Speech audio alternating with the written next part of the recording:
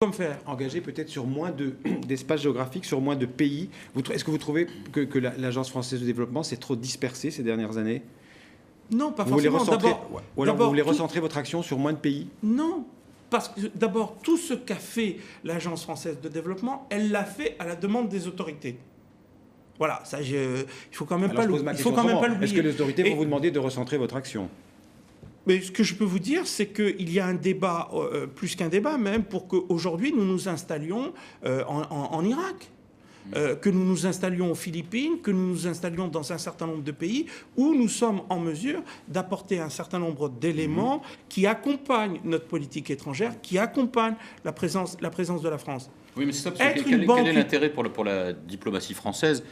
Certes, il y a un altruisme évident, mais au-delà de ça, on comprend mieux dans des zones comme l'Afrique, mais dans des pays, par exemple, comme les Philippines, l'Irak, quel est finalement l'intérêt de la diplomatie française à demander, si je vous comprends bien, à l'AFD d'intervenir dans ces pays? De ce point de vue-là, j'ai peut-être un avantage comparatif. Parce qu'après avoir été de 89 à 91 chef du bureau de la zone franc, donc en charge de ce qu'on appelait les pays du champ de la coopération, j'étais sous-directeur des affaires bilatérales et pour les initier, c'est-à-dire que je négociais les protocoles avec tous les pays du hors-champ. Ce n'est pas parce que nous avons des relations historiques importantes avec un certain nombre de pays que pour autant...